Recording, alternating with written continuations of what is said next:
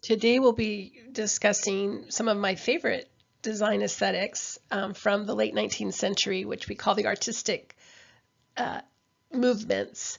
And encapsulated within that is the different styles that you see here: the Shaker style, the English arts and crafts movement, the Japanese aesthetic movement, American Craftsman, which includes, sometimes people will call American arts and crafts, and then we move into Art Nouveau. And these all have something in common in that they're trying to create simple, beautiful furniture that has truth in materials and a natural flow. They'll be inspired by different ideas. Some of them will be inspired by wanting to make the world better, what they call utopian ideals. Some inspired by beauty alone, and some just wanting to break away from the stuffiness, the order, the overstuffed, the overly decorated aesthetics of, the Victorian era. So it's also a reaction against that.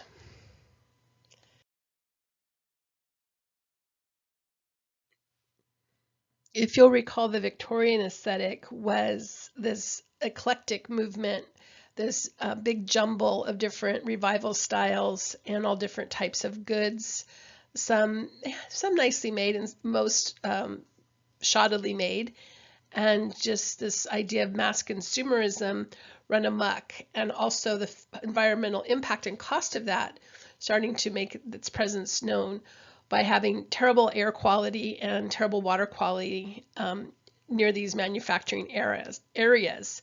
So even around city centers that didn't have manufacturing, because people were using coal powered fuel, the air quality was really, really poor.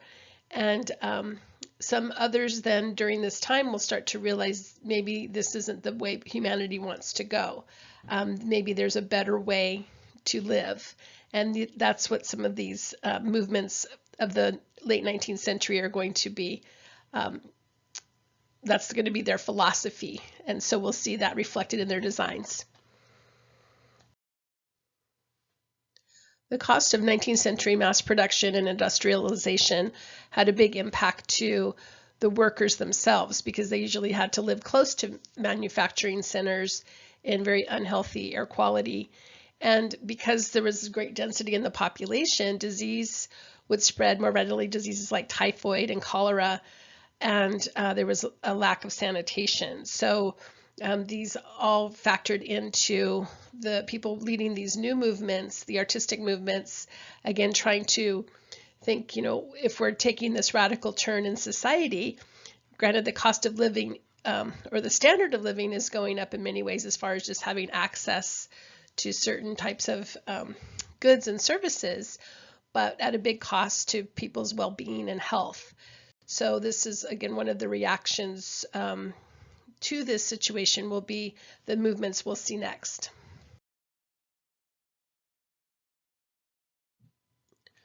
The Shakers were a religious sect founded by an illiterate English factory worker named Anne Lee, who immigrated to America in 1774 and became known as Mother Anne. At the height of their popularity in 1840, more than 6,000 people lived in 19 different communal villages, and their idea was to bring heaven to earth. So they were trying to create these utopian societies where everyone was united in their belief that Christ would come again.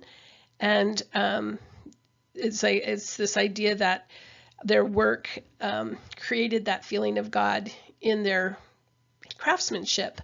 So you can see that in the details of these what's called finger boxes. These were finely crafted boxes that they would use to store food items in their pantries, and also in the chairs that you'll see in the slide before. So it was this idea that God is in the details. Later someone else will say the devil's in the details, but the Shakers believe that all of their labors were glorifying God, and they were trying to, again, just create simple, useful, beautiful objects in that manner. The Shakers were communities that were largely self-sufficient, and they were attempting to separate themselves from the outside world. And so therefore members grew their own food and constructed their own dwellings and manufactured their own tools and household furnishings. So these are examples of some Shaker chairs. Notice they're simple stick chairs that have been turned on a lathe, and also with a woven strap seat. And these utilitarian chairs are also designed to hang on the wall, so they would put them up on pegs when they wanted to clean the house or just get them out of the way. So these are an early precursor of the idea of form follows function, and the Shaker style furniture is actually going to have a big impact to Danish modern furniture.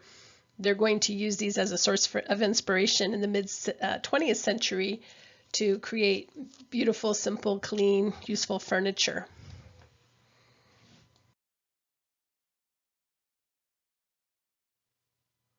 In England, the reaction to the Victorian era produced a movement called the Arts and Crafts movement.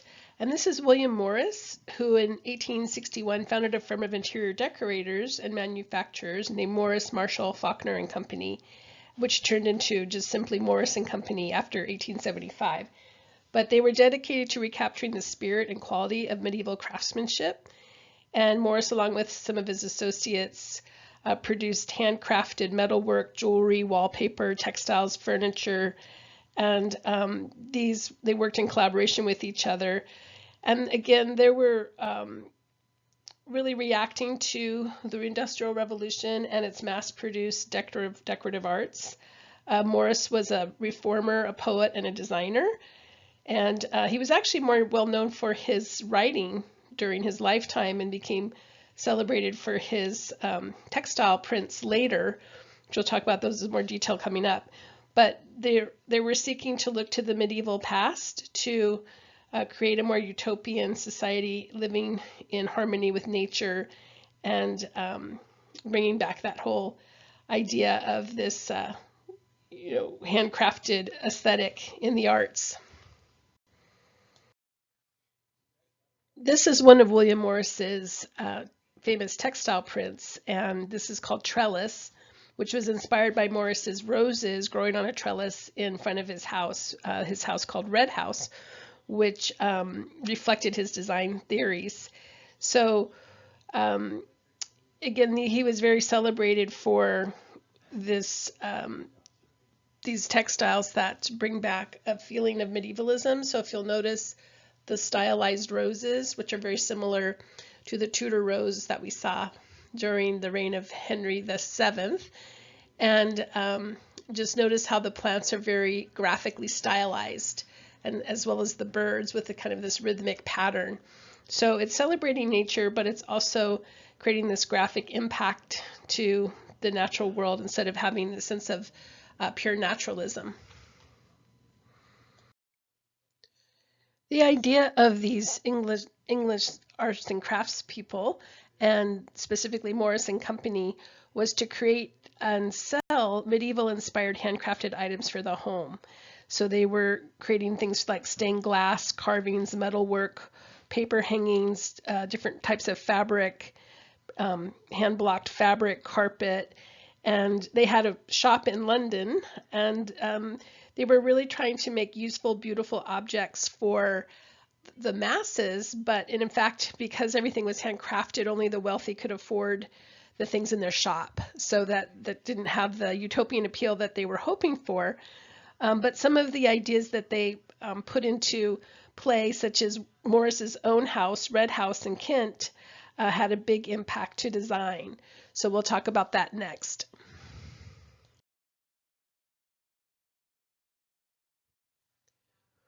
William Morris and many of the arts and crafts designers were very influenced by an artistic movement called the Pre-raphaelites, or originally the Pre-Raphaelite Brotherhood.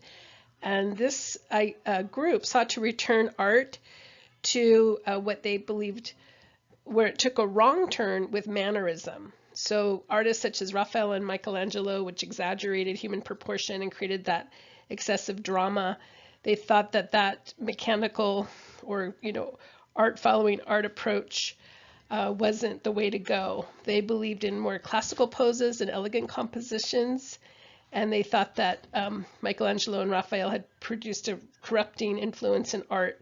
So they are known for doing these types of women with these kind of luminous skin tones and red hair is a common motif, often set in, fields of flowers or things with nature.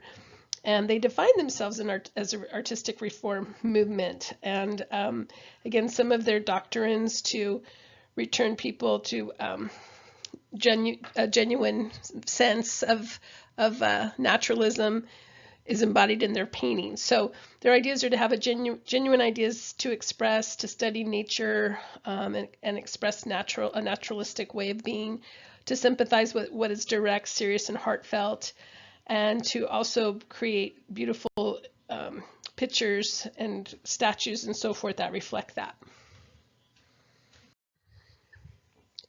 Notice the inspiration of medievalism in this poster for the Pre-Raphaelite gallery. And you can see, again, the figures looking like something from a storybook from the medieval past, and that very stylized graphic way that they're depicted too. This slide shows the process by which William Morris created some of his wall covers and textiles, which is a method known as wood blocking. So they would take soft pear wood and size it or carve it out, then load it with different natural-based dyes made from plant material, and then just using a foot press, would stamp that, just like having a rubber stamp that you would create maybe a pattern on a card for your friend. This is the same process, just done bigger. This process has been done for centuries, going all the way back to ancient Egypt. The Assyrians used this process, ancient India, and India today, even in China. These kinds of handcrafted textile prints using blocking like this is still a notable technique. So Morris adopted that. And of course, it's a very laborious process. So once again, it made his designs special, but not mass-produced readily. This is William Morrison's own residence called Red House, designed by one of his partners at his firm, Philip Webb, and he was also a friend of his. And this was very significant to the arts and crafts movement because it showed nothing like columns, pediments, or arcades that we'd always seen, as you recall, over and over again in the last centuries. The living spaces were more important than the exterior appearance, and windows were located in positions to best bring light to the rooms. And the overall shape just conformed to what was useful on the interior, but also what was connected to the exterior in the natural world. You can see the medieval touches too with the shape of the kind of the tower shape of the wishing well and the pointed arch, kind of hearkening back to the Gothic past. So, and even in the brickwork that goes back to the Tudor style houses. And this is again Red House by Philip Webb.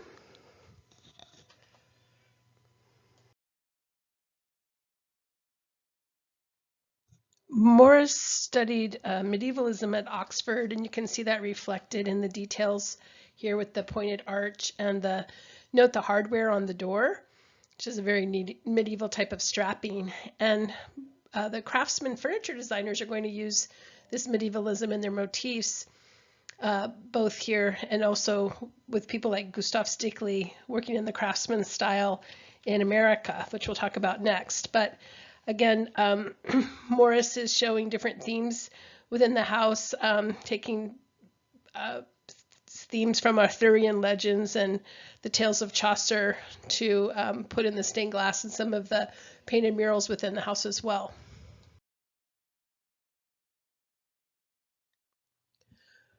Morris's second home, Kelmscott Manor, was an Elizabethan home built in 1570. You can see the Elizabethan touches of the prominent cross gables, the small windows with the small panes of glass, and so forth. But William Morris bought the home and lived in it from 1871 until his death in 1896. And he drew great inspiration from the unspoiled authenticity of the architecture and craftsmanship and also the garden. It appears on the front cover of his publication that he puts Kelmscott Press. And again, this is Kelmscott Manor.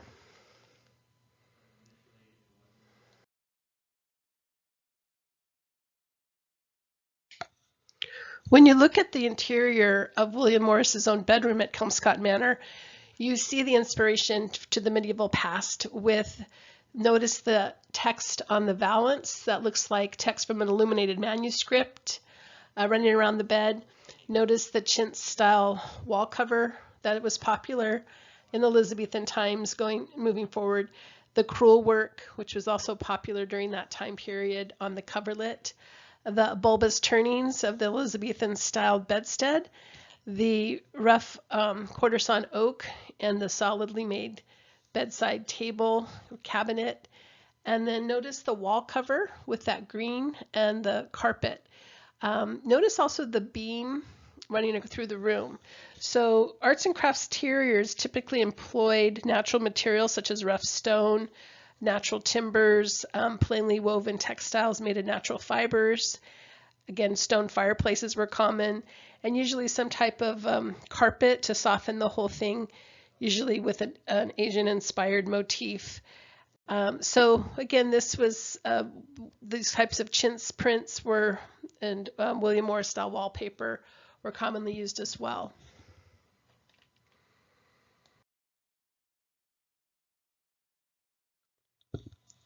When you look at this interior design by Morris and Company, you can see the medieval motifs, the stylized plant forms that would again have been inspired from an illuminated manuscript of the medieval past, and those kind of saturated natural colors such as the deep reds, golds, and blues that are often used in those types of manuscripts taken from plant-based dyes and materials. And you can see that often in these arts and crafts interiors, they'll use wainscoting, meaning they'll have some kind of wood paneling going partway up the wall with a molding and then wall cover or a different wall treatment above.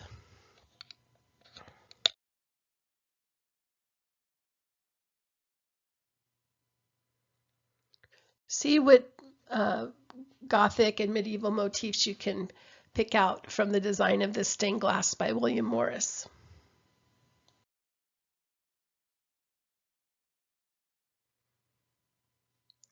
Obviously, the chairs on this one are Arne Jacobsen's Series 7, classic of Danish modern style. But if you look at the rest of the room, it's classic arts and crafts designed by Morris and Company with the stained glass features in the window, the wood paneling going halfway up the wall, the medieval motifs repetitively going around the room, and the wall cover that's inspired by crewel work above that railing. And then you can see the crewel work, the crewel work motifs also in the ceiling details.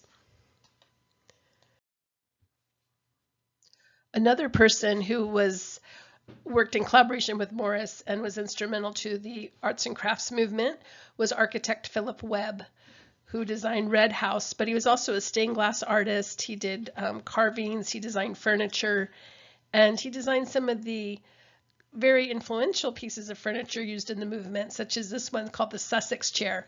And you can see that also going back to chairs of the past. It's a stick-style chair with turned spindles. You notice the woven rush seats and just the simple functional lines of the piece.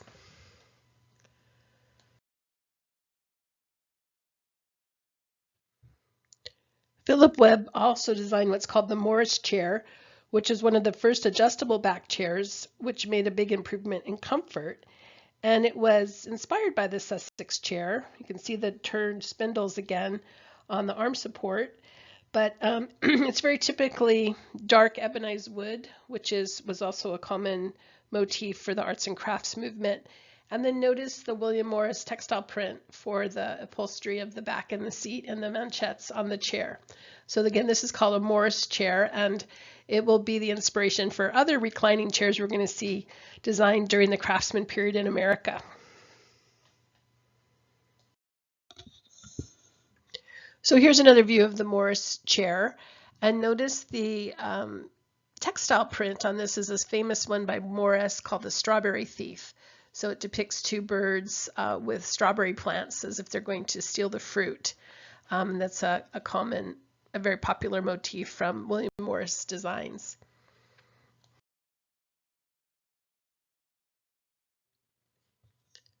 William Morris purchased Merton Abbey, an old abbey that used to house monks, which was located close to a river with a water wheel.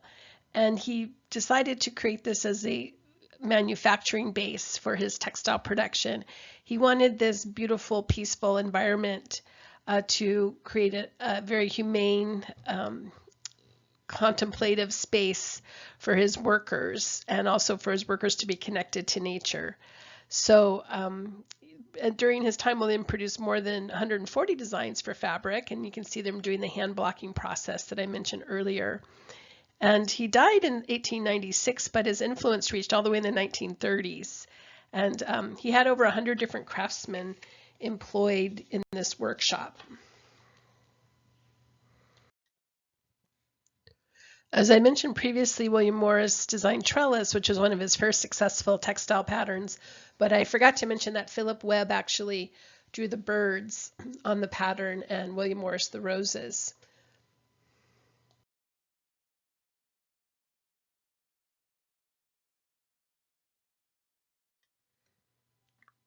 Now here we're going to talk about a sad irony of this whole arts and crafts movement with William Morris, is in that his family was quite wealthy from owning an arsenic mine, and that's where his family wealth came from, his father and so forth. So by 1834, there was about 1 million some rolls of wall cover sold that had arsenic in it.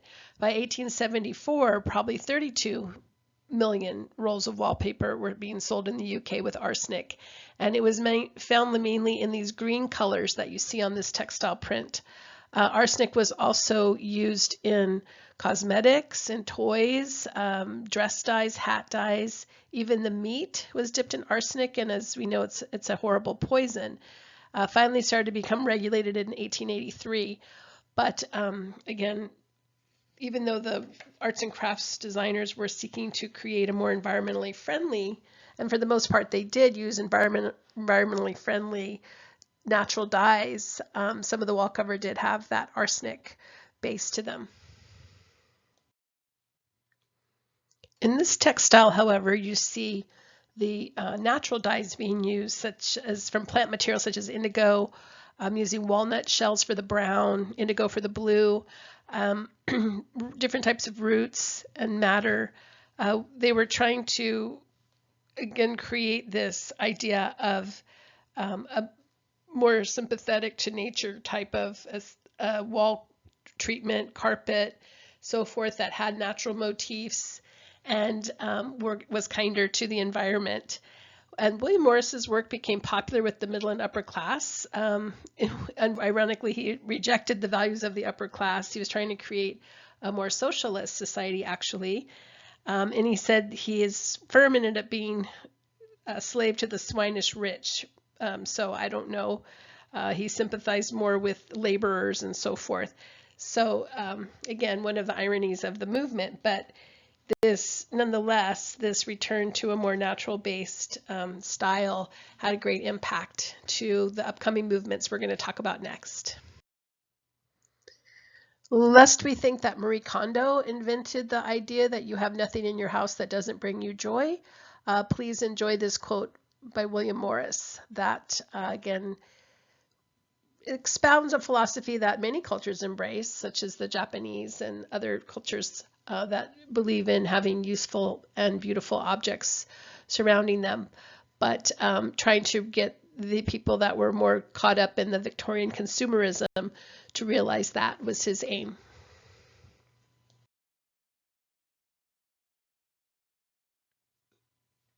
The next movement we will be talking about that was influenced by the British arts and crafts movement was what we call the American Craftsman style. And it shared the British movement's reform philosophies, such as encouraging originality, encouraging simple forms, using local materials, and a return to a beautiful handcrafted aesthetic. We'll see this also embodied in the bungalow style of houses that are going to become popular in this movement. So usually people will call it American Craftsman versus American Arts and Crafts, although you will sometimes hear it called that, but that way it distinguishes it from the British movement. Also, the Craftsman movement, which was really popular between 1897 through the 1930s, dominated not only domestic buildings, but also the different styles of furniture that we'll see that's still popular in the Craftsman style.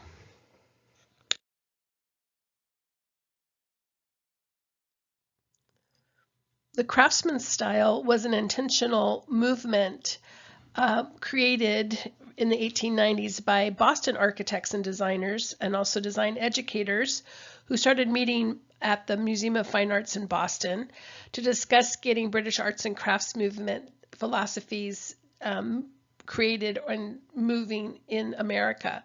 So they started by hosting an exhibition in 1897, which was showcasing 1,000 objects made by 100 different craftsmen, half of whom were women. So this was also a social movement seeking to give women more economic opportunities and also to showcase their immense talents, and besides just having the men always being showcased. So we'll take a look next at some of the key members of the movement. This is Gustav Stickley, whose parents were German immigrants, and he helped his father as a stonemason, and then he worked in his uncle's chair factory. And he started his own firm, Stickley Brothers and Company, with two of his brothers. And so that firm went out of business, and then he started a new firm, Gustav Stickley and Company, in 1903. But he published a manual called The Craftsman, which is a magazine, the first edition, which was published in 1901. And that Craftsman magazine had a big impact to spread the idea of the Craftsman movement throughout America. So the Craftsman style really appeared first in furniture form, and then only later started to be embodied in architecture within the American movement. So better known often as mission furniture, although Stickley really disliked that label, and I'll explain why later. The Craftsman furniture featured simple varnished oak with straight lines, really highlighting the joinery of the piece as part of the beauty of the piece. Paint was never used on Craftsman style furniture. So let's take a look at some of it next.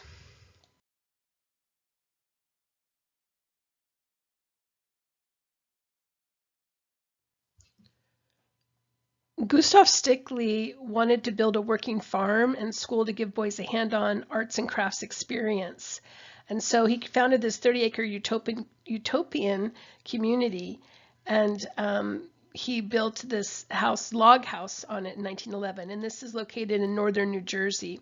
It is a museum and a National Historic Monument now, so if you want to visit that at some point, you would be able to do so. But again, Gustav Stickley learned his trade by working with his uncle in his Pennsylvania chair factory, and this really inspired this idea of kind of the nobility of working with your hands. And he, again, is best known for his Craftsman furniture. And we'll take a look at the furniture in a bit, but let's first take a look at Log House.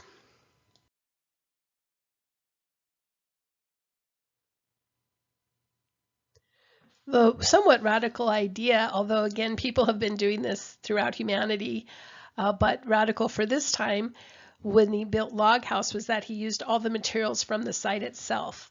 So he used fieldstone for the foundation. He didn't believe in cellar, so the house rested straight onto the earth. And the timbers for the logs were from chestnut trees that were found on the site. So the chestnut trees were very abundant in this location, and there were logs cut from them that they milled down to about 9 to 12 inches in diameter. And they were they just stripped off the bark and peeled the logs to create this kind of dull brown tone. They were trying to bring the color as close as they could to the actual bark, so it just looks like it emerged organically from the land and can return organically to the land. Some of Stickley's philosophies are reflected in the house, and some of his design principles are that the beauty should be derived from simplicity of design, that economy and affordability come from simplicity of design, And the designer should also be the builder, so that they're executing with their own hands what they seek to create. And the dwelling should be designed for the activities within, meaning form follows function. And the architecture should harmonize with its surroundings and its environment and be constructed from the materials around it as well. Like I mentioned earlier, the trees, the fieldstone, etc., so that it works in harmony with the site. Now, one irony here, though, is that Stickley wasn't an architect, so he didn't really design it structurally sound. So later, to preserve the house, they had to insert metal rods into some of the logs to keep the house from collapsing in on itself. So again, it was a great example of thoughtfulness in using materials from nature, but not really understanding sometimes, I guess, about the physics of load-bearing walls. Many houses that we'll see during this Craftsman movement exemplify this kind of idea of using wood tone and wood paneling and so forth in the lower floors of the house, but the upper floor will be clad in or whitewashed, plastered and then whitewashed with wood trim. So you can see that from the lower floor seen here where the logs are exposed in comparison to the upper floor on the next slide, where you can see the log walls were again filled and plastered and painted.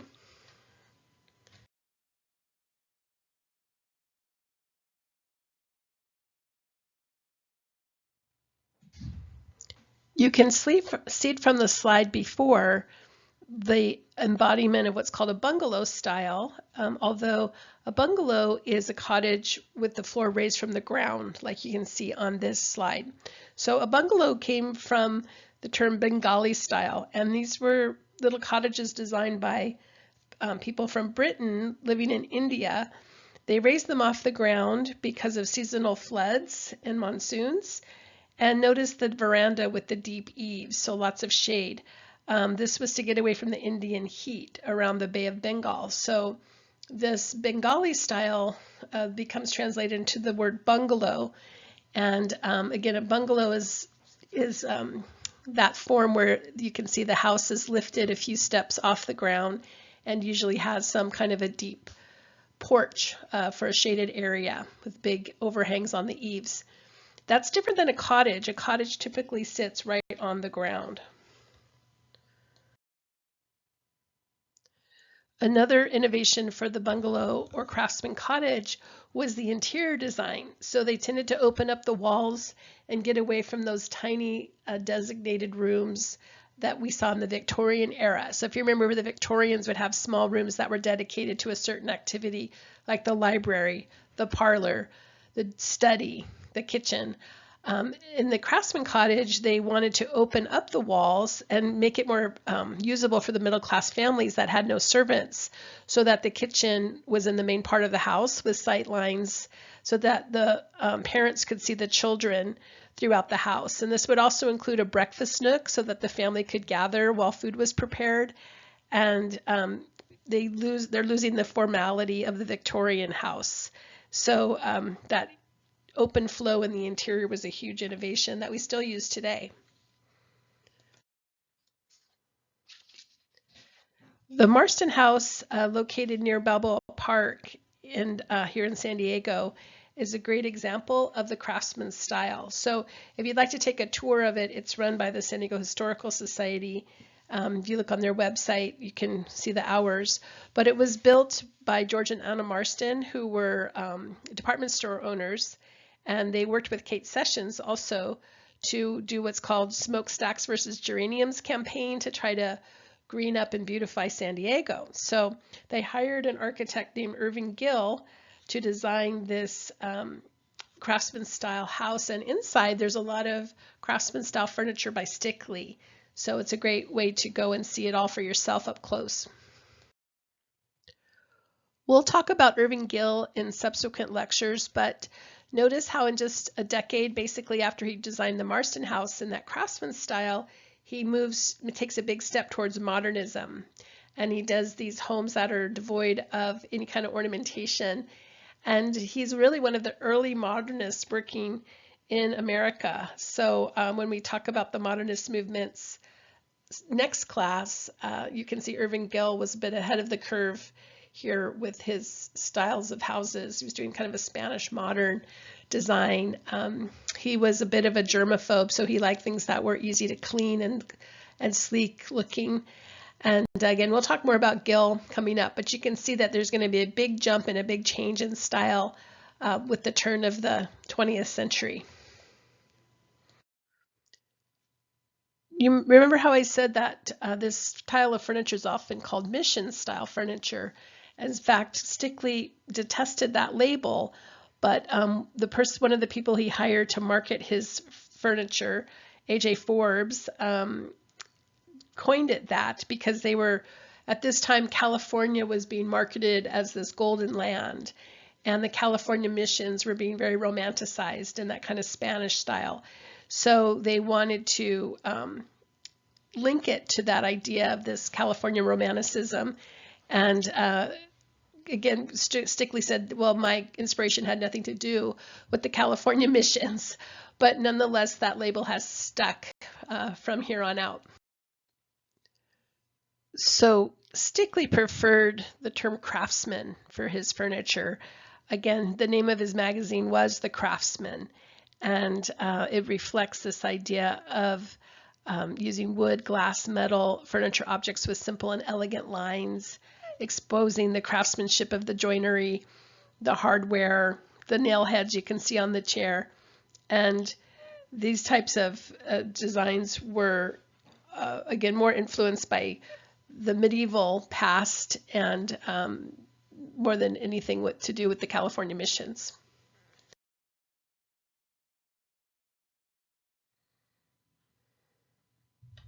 This was a later style of Stickley furniture when he was collaborating with a designer named Harvey Ellis, and they started to bring in some elements from what's called the aesthetics movement. So you can see those curves on the apron of the chair and that little bit of ornamentation on the back, and also using pieces made out of willow to create a little bit of a lighter aesthetic.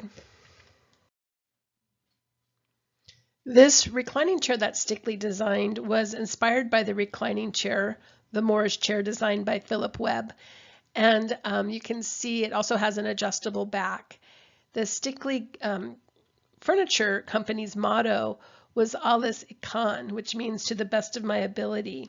And so they're trying to create honest furniture. Notice the exposed joinery of the mortise and tenon joints.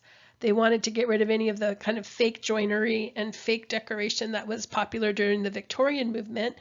And they were using what's called quarter sawn oak.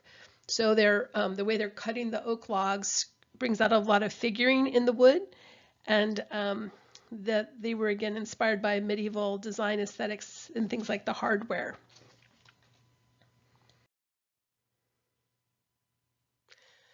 You get a good look at the quarter sawn oak panels here on this prairie style settee.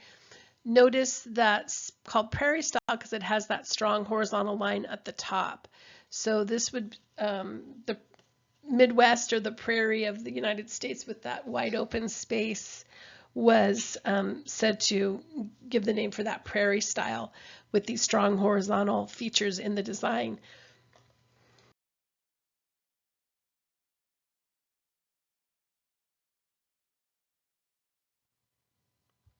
This is a classic Stickley sideboard, which shows a lot of the iconic features of a Stickley piece. So it has the quarter sawn oak.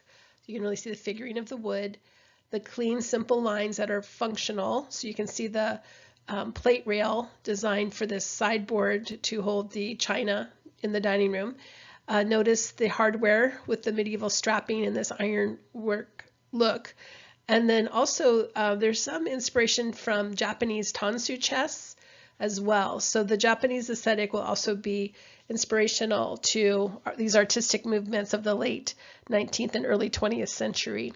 Also notice the lamp. That's called a Dirk Van Erp lamp, and we'll talk about those in a minute.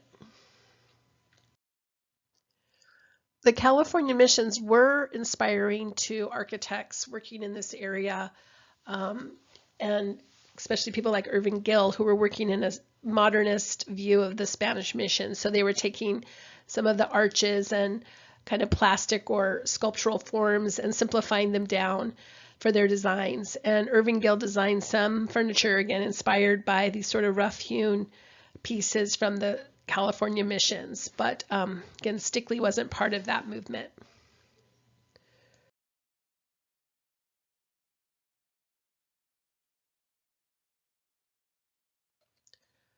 Okay, I'd mentioned this person, Dirk Van Erp, a few slides ago.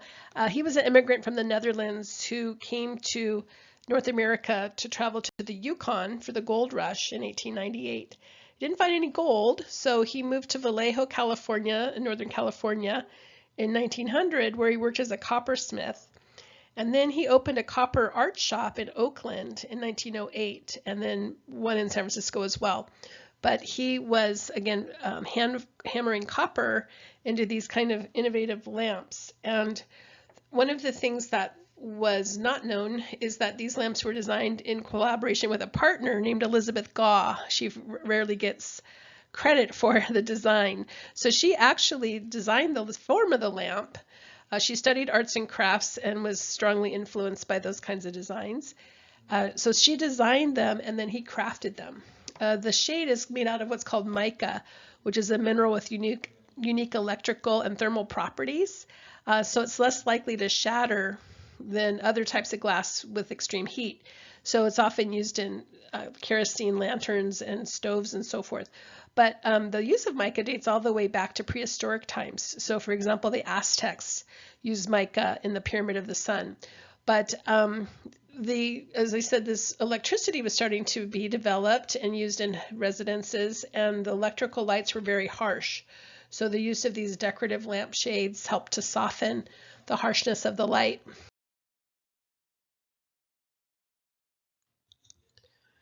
The Roycroft commune also, or community of workers, also produced Craftsman style furniture, and they were based in upstate New York, founded by Elbert Hubbard. And the Roycroft is named after London printers making books from the 1600s, and that means King's Craft. So this was influenced by his travels to the UK and by William Morris Designs, and their philosophy was to design things with the head, heart, and hand. The Roycroft colony had about 500 craftsmen at their peak working in all different art forms, such as ceramics and furniture making.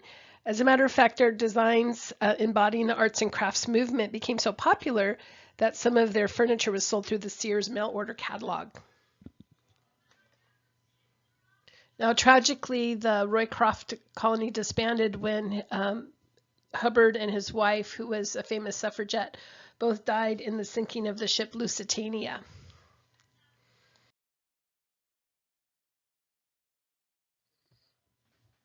A decorative art that became very popular during the Craftsman movement was pottery. And Rookwood pottery was established by a woman named Maureen Longsworth Nichols. And they employed many women in the movement, doing both the painting of the pottery and also in working in the different shops producing the pottery. By the 1900s, they had moved into this more arts and crafts, Art Nouveau style, using matte glazes, meaning dull glazes like you can see with the red pot or the yellow pot, versus the really shiny type of glazes that have been popular in the past. And they were influenced by things like Native American baskets and rugs and Japanese design influence as well. So taking those kind of natural forms and stylizing them was the idea.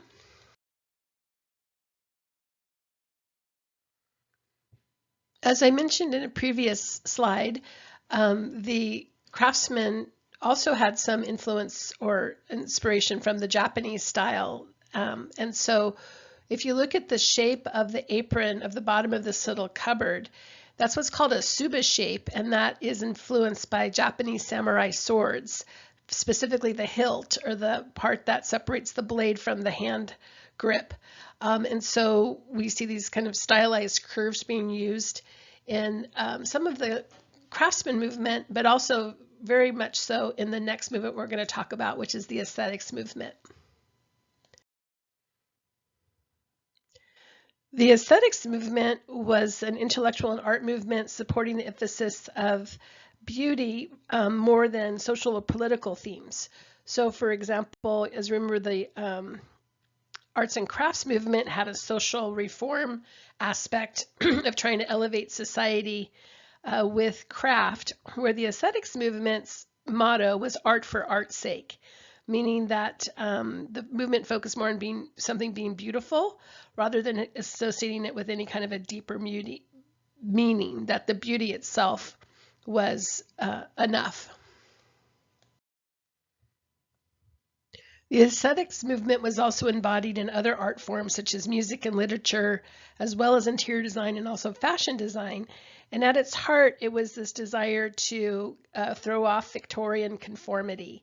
So they were trying to create freedom of expression through what you wore and how your home was situated, that you should have an individual expression of what reflects your aesthetic versus having an aesthetic that you had to conform to as the moral and social standard. So this idea of freedom of creative expression and sensuality really was a reaction against the conservative Victorians.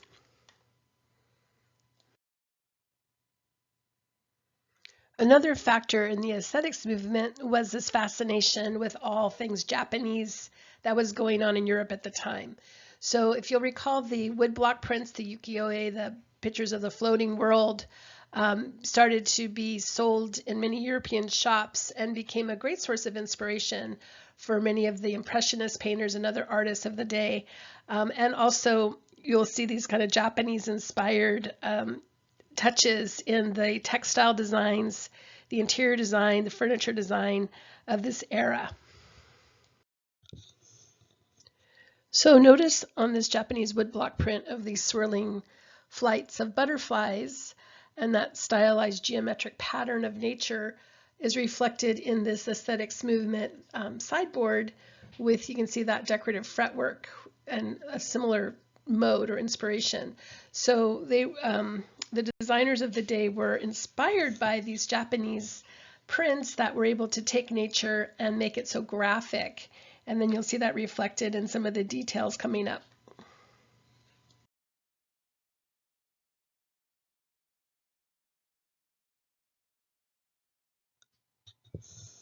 As you read on the previous slide, once a couple ports were opened up with Japan and that alliance was signed with them, many Japanese-themed pieces of art were being put forward, such as the comic operetta, the Mikado, or the opera Madame Butterfly. Those kinds of Japanese themes were very popular in all different art forms.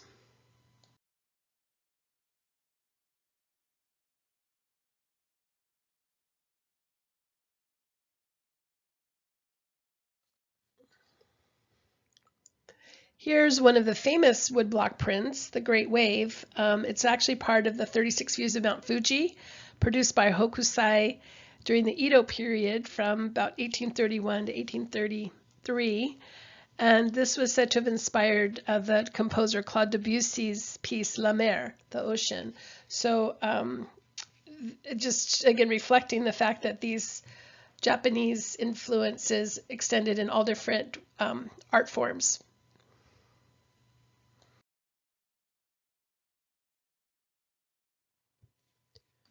When you see this piece, The Princess from the Land of Porcelain by James Whistler, this is not as well known a painting as the one you're going to see next, but this was an inspiration for one of the key interior designs in the aesthetic movement. This is Whistler's more famous piece, Arrangement in Gray and Black No. 1 from 1871, more commonly known as Whistler's Mother. It was a portrait of his mother, and again, one of his better known paintings, but Whistler was one of the artists working in the aesthetic movement, creating art for art's sake, beauty for beauty's sake. And it's not entirely separate from the arts and crafts movement. So they were also embracing the attitudes of the Pre-raphaelites, and the two movements were very much linked. The difference is that the arts and crafts people had that social agenda of trying to create a more utopian democratic society, where the aesthetics were more interested in personal expression and personal freedom. Okay, here we see the Peacock Room designed by James McNeill Whistler, and this is Whistler's masterpiece of interior decorative art. You can see his painting again, The Princess from the Land of Porcelain, hung over the fireplace. This room was designed to display the client's collection of Asian porcelain. So his client was a man named Leland, who was a shipping magnate who owned a large collection of porcelain, and he had hired an interior designer, Thomas Jekyll, to redesign and remodel this dining room. You can see those golden kind of embossed looking flowers on the wall. Those were 6th century wall hangings from Catherine of Aragon, the first wife of Henry VIII, and they had red Tudor roses. Well, Jekyll became ill during the project, and Whistler stepped in to finish it, and he decided those red Tudor roses really clashed with his concept for the room, so he painted them gold. When Leland came and saw what Whistler had done to the room, he was enraged. He just went, ballistic. So they had a huge argument about it, which I'll show you in the next slide. So these two fighting peacocks that you see on the wall were said to represent Leland, the client, and Whistler fighting about the room. Leland had fired Whistler off the job at this point, but Whistler snuck back in and painted that on the wall. And Jekyll, the original interior designer, was so shocked by the design that when he came to see it, he was found in his studio a few days later covered in gold leaf, and kind of had a mental breakdown about it. So they took this very seriously. This room was sold to the American shipper Charles Freer, and it's now at the Smithsonian in Washington, D.C., if you'd like to see it for yourself. But this is one of the masters of the aesthetics movement, James Whistler.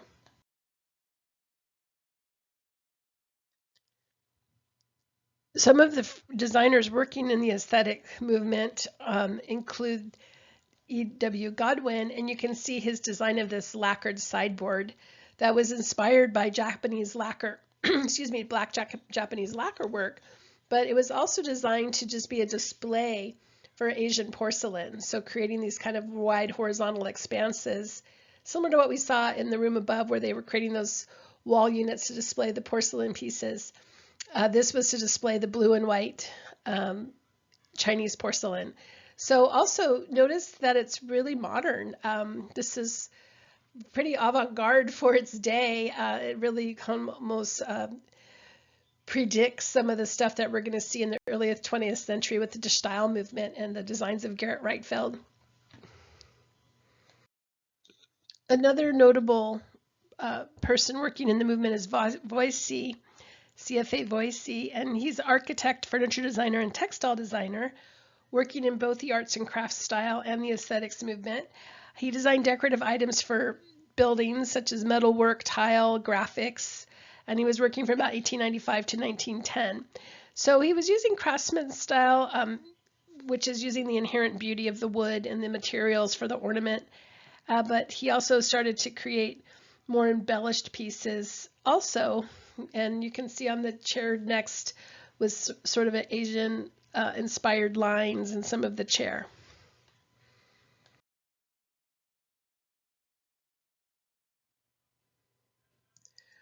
Voici is most well known for his wallpaper and pattern textile designs here from about 1883 to 1930. They were quite popular and they were sold all over the UK and abroad.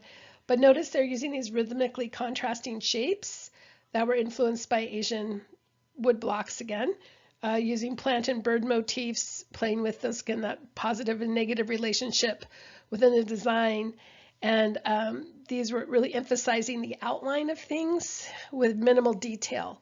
So these are often, you'll see, used in book illustrations from this time period too, this style of art and graphics.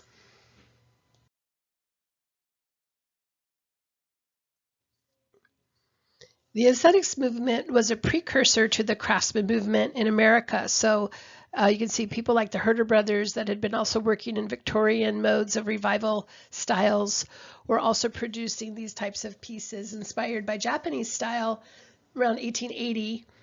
And again, this was prior to bringing the Craftsman movement over from England, or the arts and crafts movement over in the Craftsman style. So this Japanese aesthetic is going to also influence some of the craftsmen that we'll see working in both styles, the aesthetics movement and the Craftsman movement. Artisans like the Greene and Greene brothers working on some of their bungalow style houses, for example.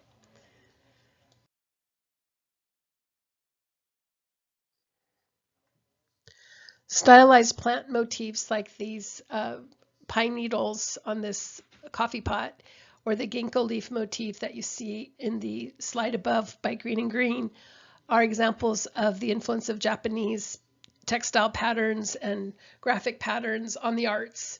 So they'll take a natural form and then kind of flatten it out and stylize it in these lovely ways in the aesthetic movement.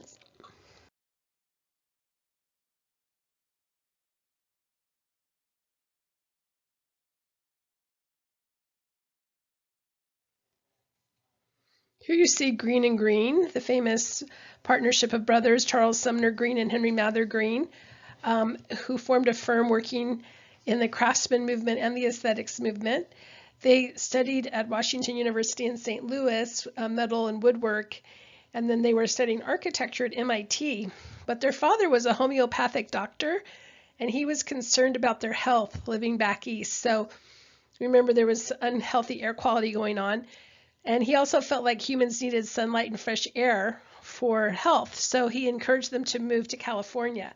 And this would prove pivotal in their career because they're going to make a stop at the Chicago World's Fair, and they'll be seeing exhibitions there that will greatly influence their aesthetics. So this World's Fair had a big exhibition of Japanese design and architecture, which made a lasting impression on the brothers. And they landed in Pasadena in about 1894, and they started their own architectural firm. And in 1908, they designed and built their what's called the Gamble House, which is a pinnacle of their careers. And we'll take a look at that next.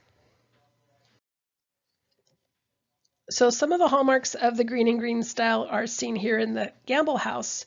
So they designed homes that were site-specific, furniture specific for the home, as well as lighting and textiles. They had complex woodwork with exposed joinery, and they had a reason, quote unquote, a reason for every detail. So when we look at the house itself, this was designed for the Gambles of Procter & Gamble Corporation, for owner David Gamble, who wanted a winter retreat. And so they're creating these big sleeping porches so people could again sleep outside and get fresh air and sunshine. Notice the deep eaves on the house. Notice the house is raised off the ground. So again, this is a grand example of bungalow style.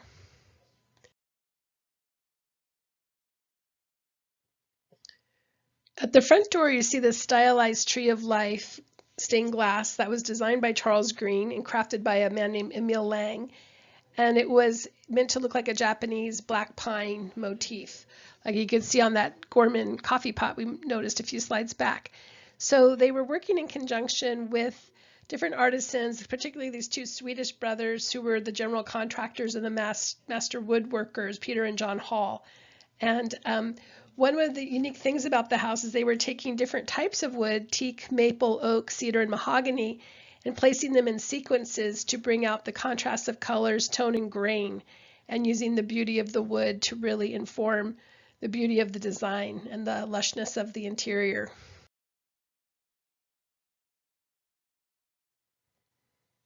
You can see that mix of woods reflected in this beautiful design for the staircase, where they have the exposed mortise and tenon joinery and the pieces of wood fitting together almost as a puzzle. Also reminiscent of Asian art and furniture, where they have, remember, the dogong brackets and things that fit together very precisely, that create structural stability. And you can see that reflected in the design details and structural details for the house. Another important detail that is reflected in many subtle elements and not so subtle is the Suba shape, T-S-U-B-A, Suba, which is, you can see that swooping line up over the fireplace enclosure. So this again was inspired by Japanese samurai swords that they saw at the Chicago World's Fair Japanese exhibition. And it's that handguard between the hilt, or the place where you would hold the blade, and the blade itself. So that handguard shape was, again, inspiring things like that swoop over the fireplace. And if you notice the crest rail shape on the rocking chairs, you kind of see that reflected there as well.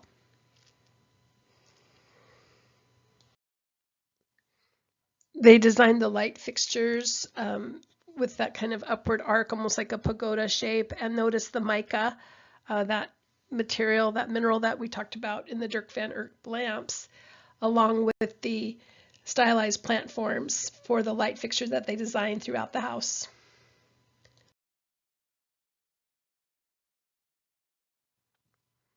Another thing iconic to Craftsman style houses and bungalows are built-ins. So notice the built-in side cupboard for the dining room. They use built-in bookcases, often built-in seating, like you can see on the one fireplace slide. So everything was designed to have an intentional location for its placement in the interior. And we'll see that also being embraced by the designs of Frank Lloyd Wright, who will also use the same principle, that once the furniture is in place, it's in its best location, so there's no need to rearrange furniture. It's designed to create that flow and that balance, symmetry, and order within the placement. Notice the combination of matte glazing, which was popular in the Craftsman aesthetic, and the ginkgo motif, which was also a popular motif, embedded in the fireplace surround for this dining room fireplace. A common detail, like I mentioned back for Gustav Stickley's house, is to have wood, more paneled wood treatment on the ground floor, and then a more airy feeling for the upper floor bedrooms. So in the same thing here, we've got the wood trim, but with the plaster walls. And a lot of times they'll use what's called gumwood doors. And that gumwood is from eucalyptus. And so these were common details that we'll see in houses built in California during this time period from the late 1800s through mid 1900s, so like World War II era. The Blacker estate was another important commission for Greene and Greene, and this was one of their earlier bungalows that or residences they also created in Pasadena. So these bungalows were completely custom affairs where the light fixtures, you can see the stained glass details, the doors, even the textiles were specifically created for that each individual residence. And they were doing several of these houses at any one time. So, to me, it's always amazing to see the amount of detail that was achieved back then. And they had the craftsmen that could do these things. Unfortunately, it would take a much longer and a much bigger team of specialty craftsmen to create these kind of original details in a home now. But again, like I said, Peter Hall and John Hall helped. They had their own mill workshop, and they produced decorative arts and furniture designs for the firm Greene and Greene. And they were trying to, again, accentuate the beauty of the wood and the joinery. So one thing that is also notable is they didn't really ever do any much commercial design, and they really weren't very well known during their own lifetime. They didn't receive any acclaim for their designs until about 1948, once they were towards the end of their life. But of course, now their designs are recognized as being very groundbreaking and influential to the Craftsman movement.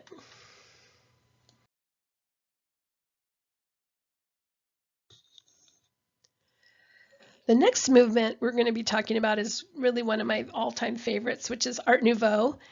And the idea of Art Nouveau is the spirit of rebellion. It's a reform against the traditional forms and motifs that had been with people for so many centuries, and using nature as an inspiration, along with the use of new technology. So unlike the arts and crafts people that were kind of going back to old ways of doing things and old techniques, the Art Nouveau artists were embracing new technology, but using nature as a sense of inspiration. There's also this very whimsical quality, as you can see here with this dragonfly woman.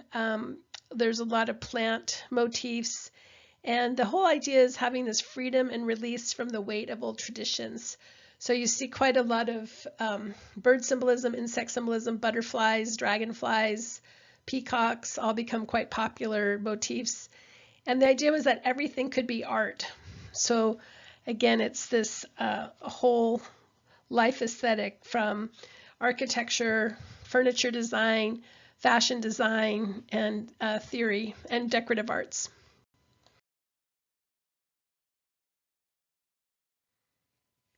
Art Nouveau was a worldwide movement, and it was called the New Art or Art Nouveau in France, Belgium, and the US. It was usually labeled decorative style in England, Jugend style or the youthful style in Germany, Style Liberté in Italy, Secessionist style in Austria, and Modernista in Spain.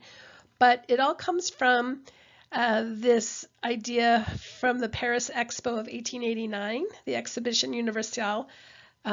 And the Eiffel Tower served as an entrance point to that exhibition.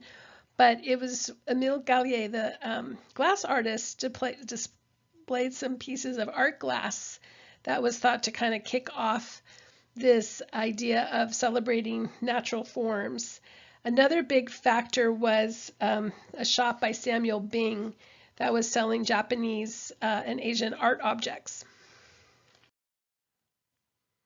As I mentioned, this Exposition Universelle, or a World's Fair in Paris that was held in 1889, was thought to be one of the places that Art Nouveau really sparked the public's imagination. And it was through the Eiffel Tower, seen here, that you entered this exhibition. So this wrought iron lattice tower engineered by Gustav Eiffel is 1,063 feet tall, 81 stories high. And at the time, it was universally detested by the people of Paris. Charles Garnier, one of the lead architects of the day, signed petitions against the design. But then he was known to eat lunch at the cafe in the Eiffel Tower every day. And people questioned him about this, and he said, "It's the only place in Paris where I don't have to look at the thing."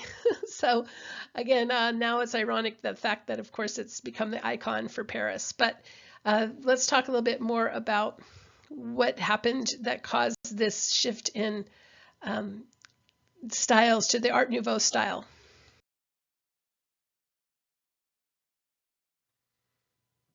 As I mentioned before, one of the trendsetters for this style was a man named Samuel Bing, who owned a shop in Paris that was importing Japanese and Asian art objects.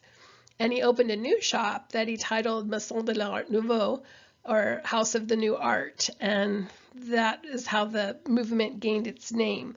But again, it was an international style, and some of the common motifs are what we call whiplash curves, that are curves with a rhythmic pattern to them.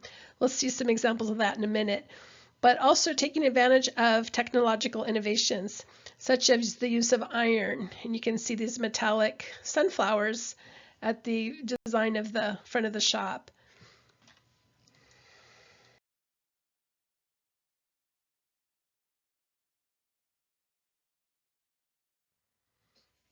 So as I said, whiplash curves are one of the common motifs of the style, and what it's really known for, these kind of flowing lines with a rhythmic quality. So notice the line on the bottom left has kind of a waltz rhythm where the loops go 1, 2, 3, 1, 2, 3, 1, 2, 3.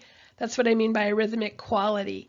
So these kinds of very exaggerated curves were inspired by the Japanese woodblock prints. These still influence this movement as well. But also just those new forms of technology. And it was, again, a total art style embracing architecture, graphics, design, decorative arts, furniture, textile design, fine art, lighting, jewelry design. All of those things were starting to be produced in this new style. And it's also because it was the turn of the new century. So they were moving from the 1800s to the 1900s. And as we saw with any time we have a big shift from one century to another, people start to want to shift old ways of doing things into new innovative ways of thinking about things.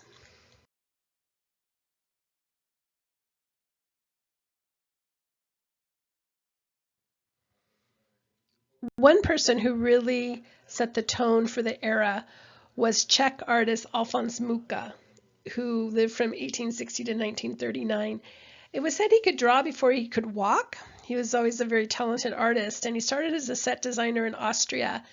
When he moved to Paris, he got the attention of a famous actress there named Sarah Bernhardt, and she asked him to design a poster for her latest play, Gismonda, and this was a huge breakthrough. So what happened is, you can see on the next slide, the poster, it was all the rage in Paris, so much so that people kept stealing the poster off the walls of the subway stations and different places it was displayed. So Bernhardt realized that she had a hit on her hands with him, so she gave him a 5-year contract to design her stage sets, costumes, and posters. He became the most popular artist in the Art Nouveau style for the next 10 years, designing paintings, tableware, silverware, jewelry.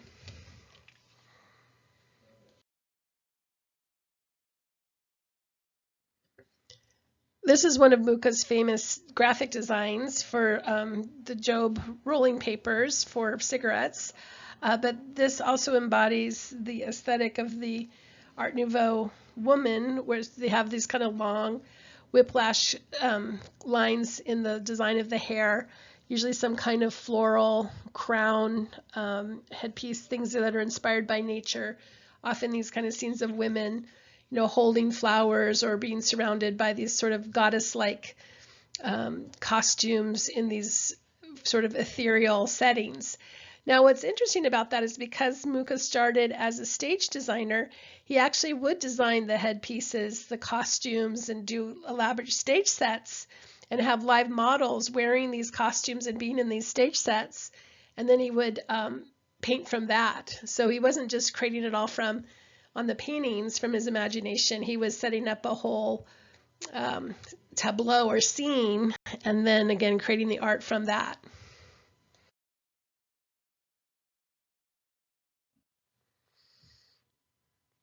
You can see the peacock here, which was a favorite motif for not only the William Morris and the arts and crafts movement, but also in the aesthetics movement. Remember that idea of art for art's sake. And it makes sense that, this bird that's such a beautiful creature would be one of their icons, right? That they're really appreciating beauty. But it's also, in this time in Art Nouveau, it's being associated with Japanese and the Islamic world. And so again, it becomes that very popular symbol from that late 1800s into this Art Nouveau period.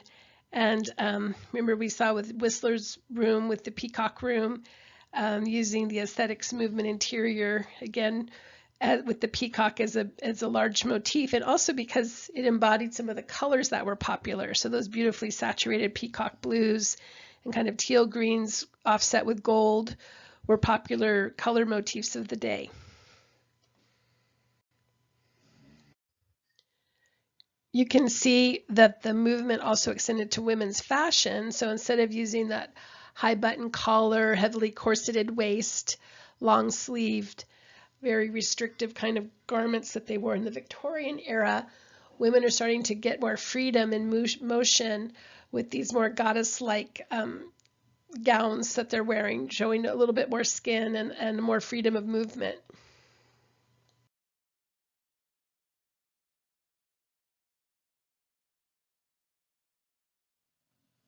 When you look at the Art Nouveau textiles, you can see that rhythmic movement in the placement of the flowers, the flattened, stylized pattern in the flowers, and then those whiplash curves in the foliage.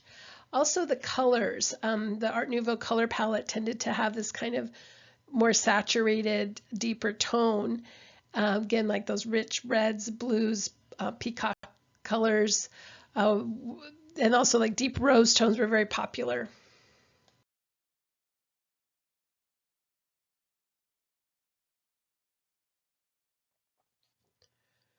One of the groundbreaking designers working in the movement was Belgian painter and architect and interior designer Henry van de Velde.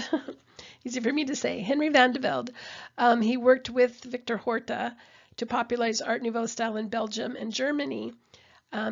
He designed furniture and interiors for the Parisian galleries of Samuel Bing in 1896, that Maison de l'Art Nouveau. So he's credited for bringing this Art Nouveau style to Paris. He was also a teacher of design in Germany, and he laid the foundation for the Bauhaus school, which we're going to be talking about in a couple classes from now. This is one of his designs in architecture, so you can see these unusual dormer shapes and rounded bay windows, starting to show a different aesthetic in architecture.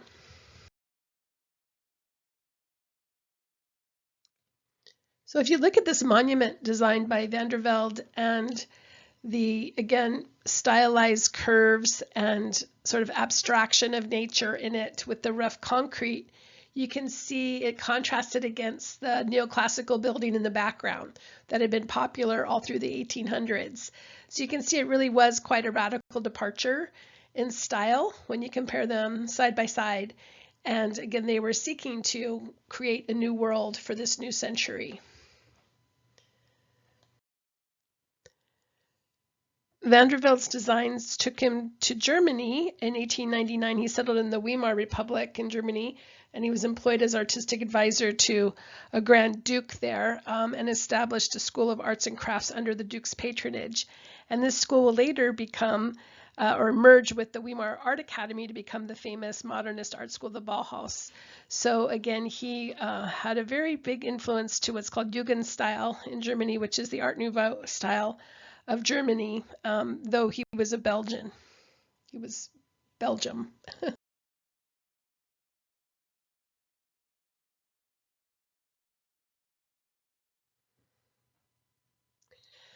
Another influential Belgian is Victor Horta, who studied in Paris in 1878, and he returned to Belgium after his father died in 1880.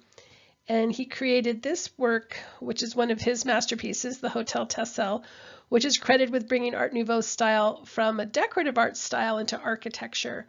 So this particular project had a big influence on some of the other architects of the day. And so he said, from a plant, I take the stem, not the flower. So in other words, he's trying to represent growth by showing the stem and the shape of the stem. And these stem shapes are interpreted into his design motifs, which you'll see next in the famous stairwell of the building. So notice the stem shapes in the stylized ironwork of the balustrades and the railings of this stairwell. So this was the first true Art Nouveau building. It was basically consisting of three parts. There was two different buildings, one facing the street and one facing the garden, and they were unified by this steel structure, steel and glass structured stairwell. So this staircase connected different rooms and floors. It's basically like a Minoan light well, bringing light down through the center of the building to light different floors and passageways in that center part. So Horta designed every detail, all the door handles, all the stained glass mosaics, all the iron, playing off these kind of stem-like shapes.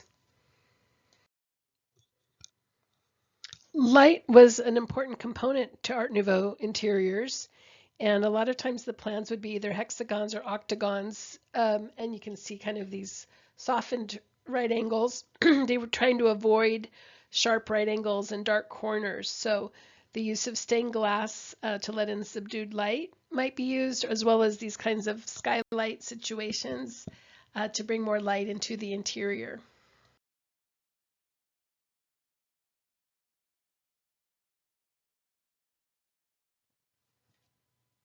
A Parisian architect or French architect who was also working with Art Nouveau style, Hector Guimard, was very inspired by Hotel Tessel, which he visited in 1894, and he began this visit to see Victor Horta's masterpiece became a profound inspiration. So he made his own Hotel Guimard as a wedding present to his rich American wife. And you can see in his designs, he's using that whiplash curves and those stem shapes in the iron railings of the building. Like you can see on Victor Horta's own home and museum in Brussels. If you'll notice the top of the townhouse, you see those kind of plant-inspired curves and the rounded shape of the door, one of his other projects. So again, they're contrasting some of the architectural geometry and then bringing in that organic flow with these plant forms.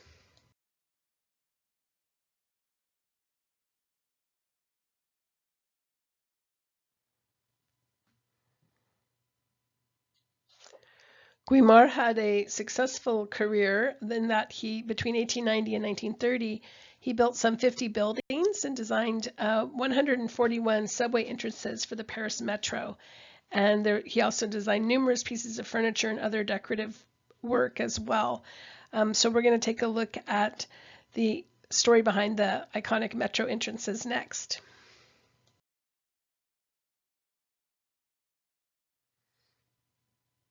There was another large exposition universelle being staged for 1900 in Paris, and Paris was building improvements to the city, including new metro stations, and they wanted the components of the new underground system to be as aesthetically pleasing as possible.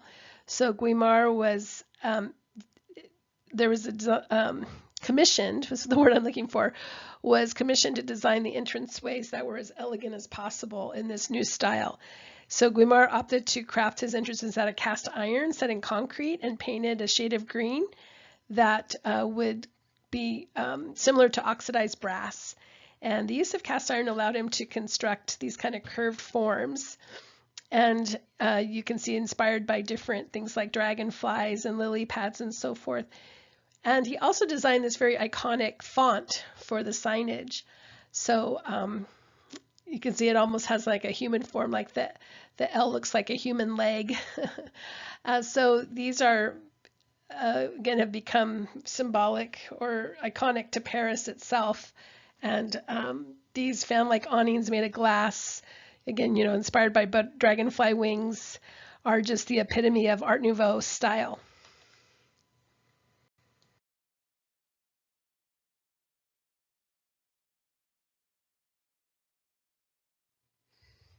If you'll recall the Crystal Palace from the British Exhibition of 1851, that was the precursor to this idea of industrial standardization.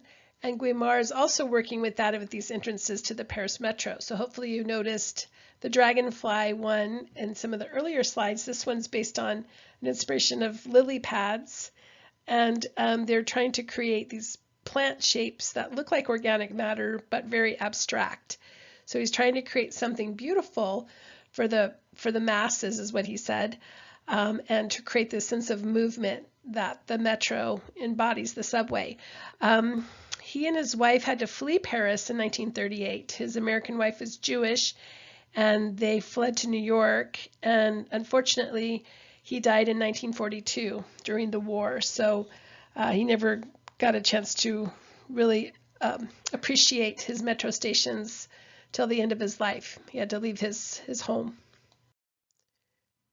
If you're a fan of this style, then a trip to the Musée d'Orsay in Paris should be on your wish list, because they have some beautiful examples of Art Nouveau rooms and furniture from different countries: Italy, Spain, France, of course, England, and it shows that the furniture was meant to be integrated into the house. So you can see that with this sideboard here, that the style of the house and the furniture all became part of a whole.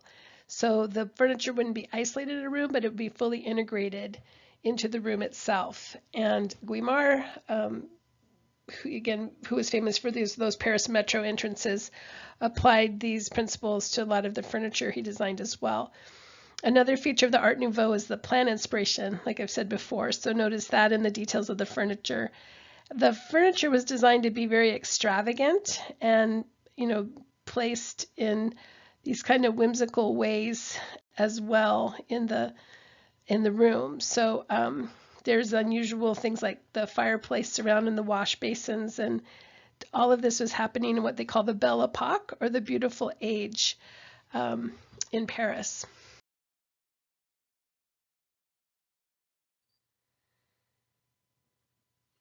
So again, this was meant to be a total art style. So notice how the built-ins coordinate with the freestanding furniture, which coordinates with the wall treatment. And again, it's all meant to be a cohesive package in these plant-inspired forms.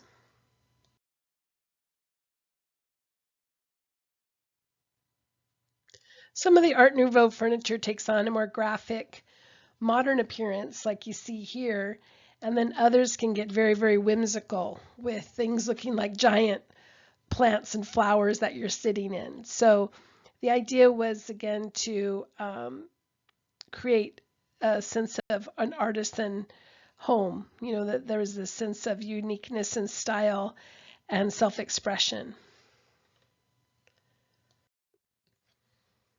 Here you see an illustration by Louis Majorelle, who was one of the key French decorators and furniture designers for the Art Nouveau style. And he was inspired by the glass designer Émile Gaillet to go into Art Nouveau style. So you can see incorporated within his furniture motifs such as water lilies, dragonflies, of course, different plant forms. And he started to add metal work to the buildings he was designing. And so in 1900, during that Paris exhibition, his designs really gained him international acclaim. And he also learned how to be a blacksmith and make his own hardware for his furniture as well. So the next chair that you see with the purple upholstery and the fringe was another Louis Majorelle chair. So notice the shape of the crust rail of the chair, the vine-like plant stem inspirations for the arms and legs of the chair.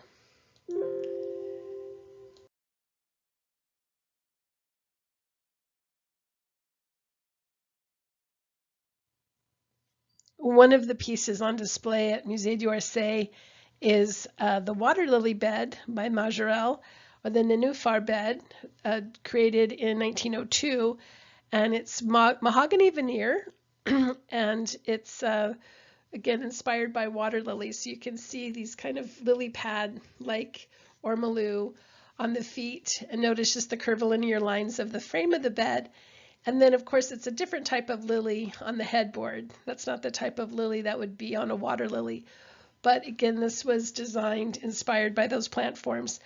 Majorelle's father was also an ébéniste. Remember, that's a person who manufactures or specializes in beautiful veneering. And so he, along with Gaillet, was one of the founding members. Louis Majorelle was one of the founding members of the École des Nantes, which is a school for decorative arts and industrial arts that had a big impact during this time period. From that more somewhat traditional water lily bed, you see a Guimard design here of this canapé that is quite whimsical. So you can see this kind of book nook or book cubby above, and then the canapé, which is the wood frame settee with the upholstered seat in back. And again, abstracting out plant forms. And notice that more literally done on the next slide with the chair back with the ginkgo motif.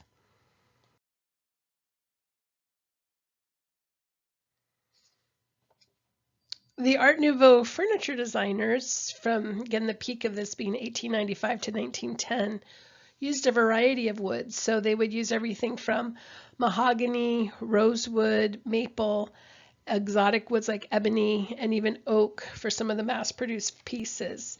So you can see that kind of range of wood tone between these two chairs. Notice the little water lily type style of feet on the purple chair and the stem kind of curve on the arm and the crust rail. These woods were used both with fine polished finishes, they're again known for often using expensive and rare woods in the craftsmanship, and often using luxury veneers on the furniture, like that's what we saw at the water lily bed. So these styles of Art Nouveau furniture, again often created by architects, were designed to match the style of the house. And so it was this sort of integrated style, creating the matching feeling from the outside of the structure to the interior design details to the furniture to the lighting and all of the fine details like the hardware pulls and so forth were meant to integrate together in this new style.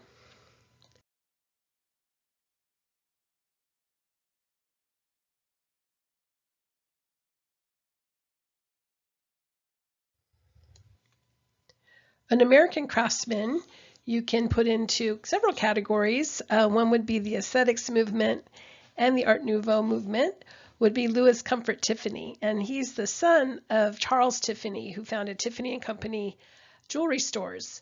So you might be aware of that name. Charles Tiffany went to France after the overthrow of the monarchy and scooped up a bunch of the jewels from the deposed nobles and monarchs, and that was the goods he used to start his jewelry stores. Anyway, his son wanted to make a name for himself, so he was an artist and designer, best known for his stained glass, but also worked in ceramics, jewelry, metalwork, and founder of Tiffany and Company. So let's take a look at some of his designs. As I mentioned in my previous slide, the best thing, or the thing that Tiffany was most well known for, is stained glass, and he innovated several techniques in that field. But one of the things that was unknown is that he had a whole teams of people working for him. So he had different male glass artisans innovating new techniques such as copper foiling techniques, which allowed new levels of detail. And then he had women, a department of women he called the Tiffany girls, that were actually would take his painting. So he would do an original watercolor painting of his design, and then they would take the pieces of glass and lay out the pattern to match the painting. He thought women had better visual acuity for color, so they were responsible for finding the right tone of glass to match the painting. He took his work to the 1889 Paris exhibition, and he met the glass artist Emile Gaillet again, and also Alphonse Mucha, who was a big influence to his design. And then in 1894, he also trademarked a new style of glass called Favreal, which we'll see in a couple slides from now. But in the 1900 exhibition Universelle, he won a grand prize for his glass work.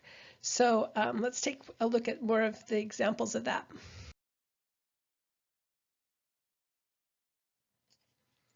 Tiffany also did commissions for interior design. As a matter of fact, United States President Arthur had him redesign rooms in the White House, the East Room, the Blue Room, and the Red Room, in this more Art Nouveau aesthetics movement style. He was also creating decorative rooms for the wealthy New York elite.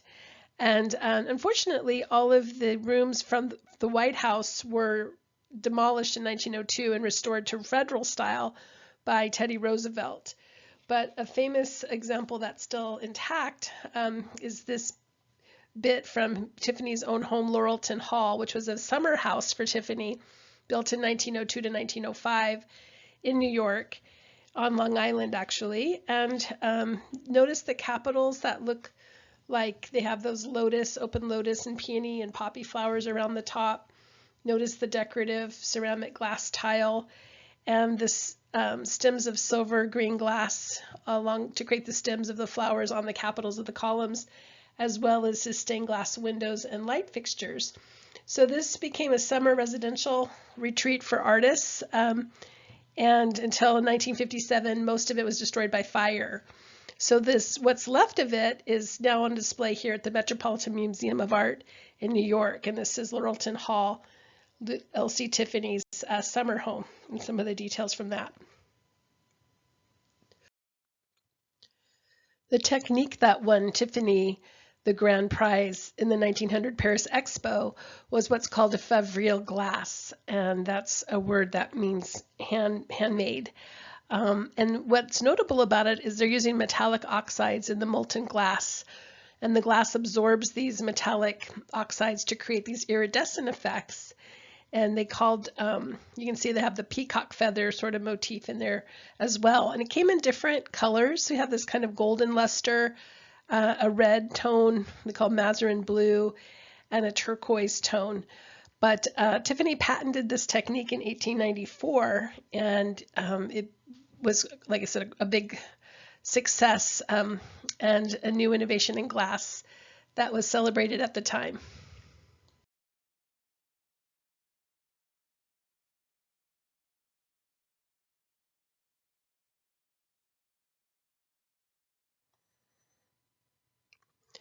What Tiffany is probably most well known for, now again, let's make it clear, this is Louis Comfort Tiffany, not his father, Charles Tiffany, the famous jeweler.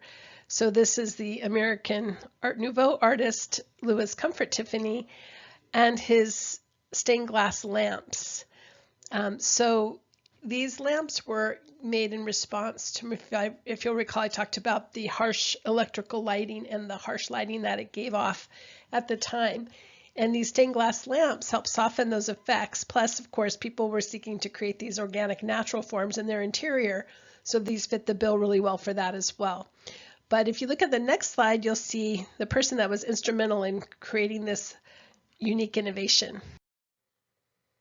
It's now known that the person that actually developed this idea was the head of the Tiffany Girls department and the designer behind the famous lampshades. Her name's Clara Driscoll. She was a student at the Metropolitan Museum of Art School, and she was hired by Tiffany to lead his women's department. And there she designed and directed the designs of many of the notable Tiffany articles, such as the lamps, mosaics, windows, and other decorative objects for 20 plus years. She led the department. The reason she finally left is she wanted to get married, and Tiffany didn't allow his Tiffany Girls to be married because he thought that having a husband and kids would just distract them from their work, something that, of course, would be quite illegal now. But anyway, she was responsible for designing some of the lampshades that are most notable, such as the dragonfly lampshade, the wisteria, the daffodil that you'll see in the next couple slides. Tiffany designed the metal bases for the lamps, but Clara designed the shape and style of the shade.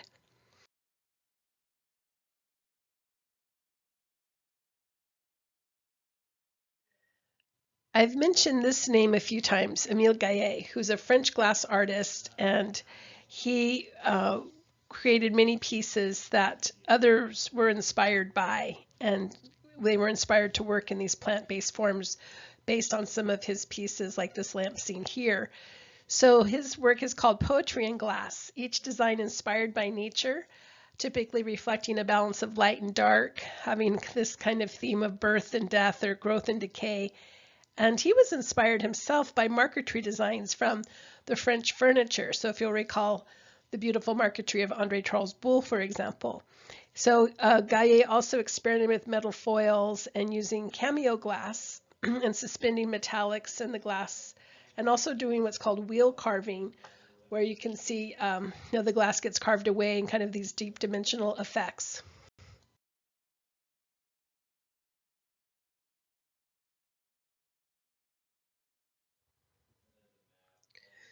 Gaillet studied botany and drawing before he became a glass artist, and he started a factory to mass produce his and other artist designs, where he employed about 300 workers. He was also a humanist who organized evening school for his workers to try to elevate their standing in society through better education.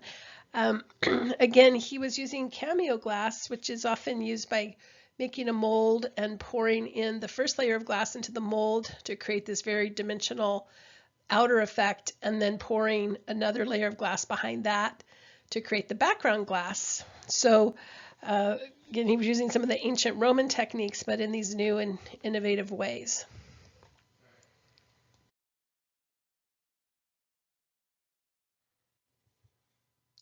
Another artist working in the French Art Nouveau style is René Lalique. Another French glass designer, jewelry designer, also did light fixtures, clocks, hood ornaments. He studied in Paris as well as London, and he took a naturalistic approach to his art.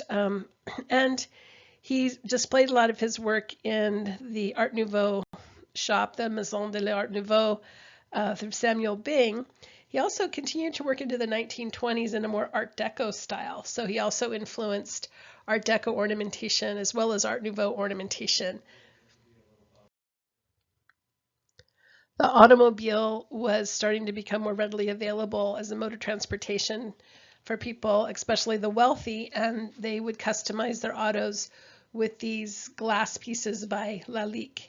And this one is the rooster, which is one of the symbols of France. You'll see on the next one a dragonfly.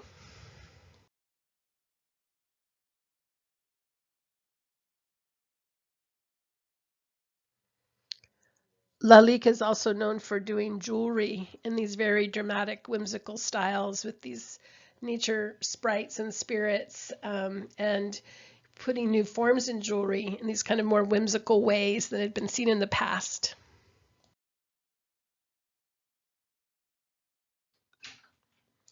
Modernista refers to the Art Nouveau style as embodied in Spain through the work of Spanish architect Antoni Gaudi. And he worked primarily in Barcelona, and his work reflects his passions for life, architecture, nature, and his Catholic religion as well. So every detail integrated in his architecture has symbolic meaning typically. He also had known for his innovative use of materials, such as using broken ceramic pieces. He would go out to the ceramics factory and ask for the waste from the factory and use those broken pieces in interesting decorative mosaic work. So he was very inspired by organic style and natural forms. Gaudi's most famous project is Sagrada Familia Cathedral in Barcelona, and it's a site that's been declared a World Heritage Site. For this structure, Gaudi's also been called God's architect, and he worked on it, his whole life until his death in 1915. So when it's finished, it will have 18 towers, 12 for the apostles, 4 for the evangelists, and 2 for Jesus and Mary. And you can see the progress made from the left slide, where there was just a few towers built, and now people have been adding onto it since his death. And it's hoped to be completed in 2026. That's when it's scheduled to be complete. Only one tower was able to be constructed during Gaudi's lifetime. So people took up the torch and have been completing it based on his designs since then.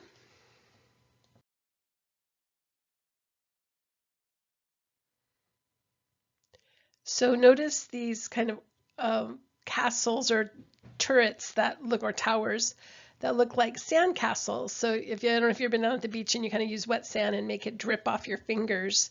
That's what it reminds me of. But it's this feeling that it just rose organically from something, a natural force. And this was, again, reflecting God and God creating the earth. Again, we'll see the nativity scene inspired by the birth story of Jesus on the next slide, and also some examples of that very decorative plaster work.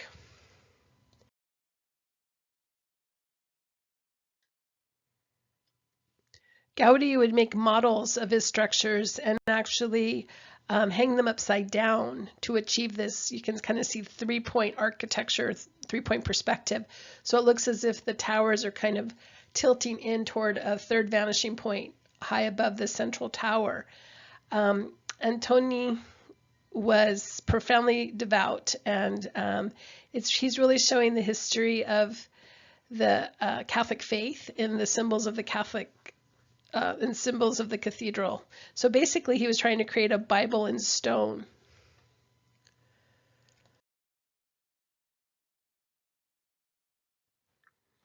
When you look at the central nave of the church, it's meant to look like a forest. And Antoni Gaudi wanted this feeling because he said, is the forest is where we can feel the closest to God. So it also shows exceptional engineering to be able to create these kinds of columns with these branch forms going out. And he's really rebuilding a building as a piece of sculpture and really reinventing the language of architecture and what was possible. So he's taking that idea of taking natural forms and taking it to this very fantastic, creative, whimsical level. And if you look on the detail in the roof of the nave, again, Gaudi designed the columns to look like those trees and branches but they were originally inspired by Gothic style. So you can see the Gothic pointed arches on the stained glass areas of the nave as well. Another significant building by Gaudi is Casa Batlló. It was built in 1904 to 1906, and it was an existing building that Gaudi redesigned to give this kind of wavy shape, and using limestone mortar covered with mosaics of glass and ceramic fragments. He created this very decorative effect for the front. The roof is shaped like a dragon's back, and there's another part that you can see is supposed to be the lance of St. George. So this is in honor of the patron saint of Catalonia, St. George, and the legend of St. George and the dragon. So another innovative structural part of the architecture is that the windows could be raised to create a panoramic opening. And notice the windows are curved in as well, the window openings. So a lot of not only was he very creative just in the form of the buildings, but again, very innovative in how the form is structured as far as structural engineering.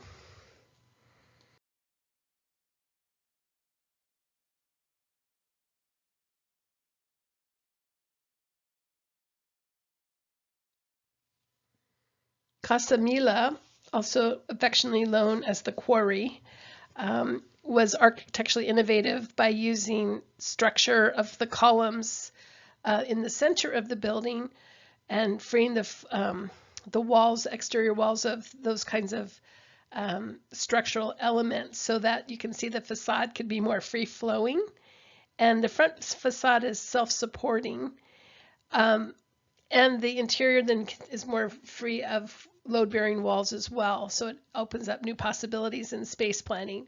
Another innovative thing that he did was create underground parking for this building. So he was anticipating the car culture, that's going to take hold in the 20th century.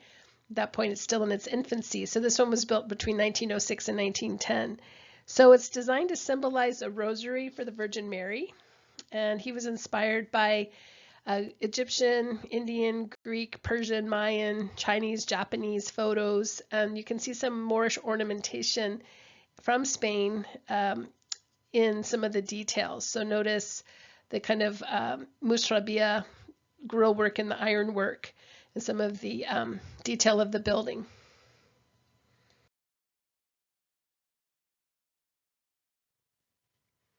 So again, Gaudi was inspired by some of the Islamic and Moorish monuments built in Spain and Moorish palaces and so forth. And he liked their use of what he called spatial uncertainty, meaning there's structures with this feeling of limitless space and different kinds of partitions like mushrabia being used. So if you think of the Great Mosque of Cordoba and the Hypostyle Hall and that kind of expanse. Also, the mountains and caves of Spain were great inspiration to him. And like I said, the nave in Sagrada Familia was inspired by trees. So, he took inspiration from all of these things around him and translated them into these incredibly unique and innovative designs.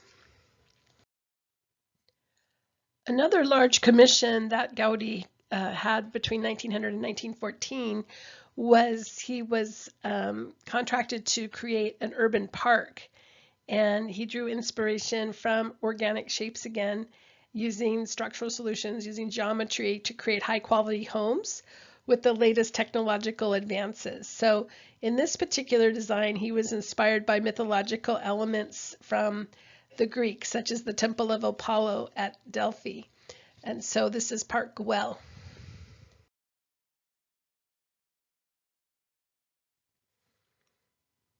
This is a better look at the use of the trincadillas or the mosaics remnants used to create decorative effects. And notice on that bench, he also designed those little bumps on the seat. And what do you think that could be for? So think about it for a minute. So notice if you have moisture running off those ceramic tiles, it's going to, at night how things get damp, and then the moisture puddles onto the seat. I'm sure if you've ever gone to a park and sat on a park bench, you know what I'm talking about. So those little bumps on the seat were designed to kind of siphon the moisture off and keep the seat dry. It wasn't so skateboarders wouldn't ride on the benches. Anyway, and then you'll see the inspiration of the Greek temple with those column forms. But notice just the really amazing organic flow, and then the inset rondels of mosaics within the ceiling structure. This is all at Park Güell.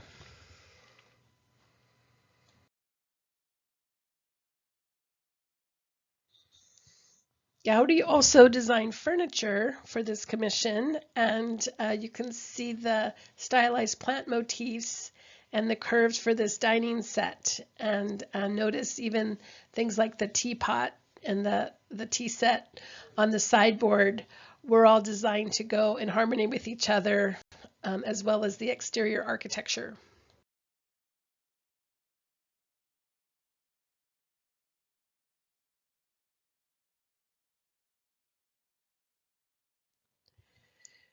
In 1910, Gaudi was invited to display his work in the Paris Exposition, and he got very good reviews from the French press.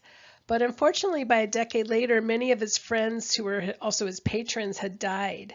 So he decided to devote himself entirely to Sagrada Familia, which he called his cathedral for the poor, taking donations to try to finish the construction.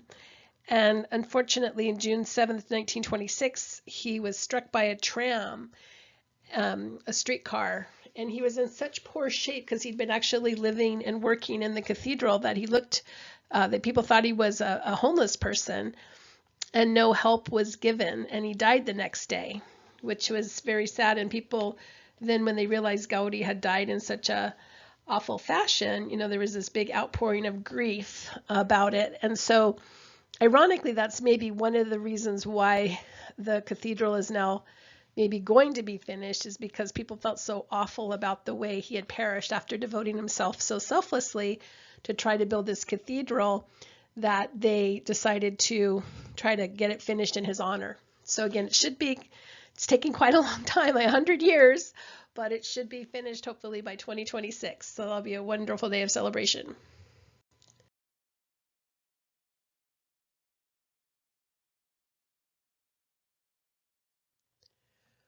We cannot complete this section on artists and movements of the 19th century without mentioning a few notable women, and one is Candace Wheeler, seen here. She was one of America's first interior and textile designers, and she helped open that field to women, making decorative arts affordable and encouraging new styles. So, as I said, women were looking for new ways to support their families if they were a war widow, for example. And so they were looking toward working in the arts.